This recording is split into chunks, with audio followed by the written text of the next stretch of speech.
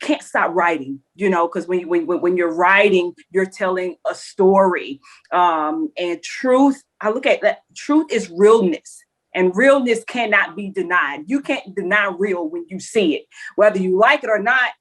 Like that was real. That was true. I will continue writing in various forms, book form, songwriting, journaling.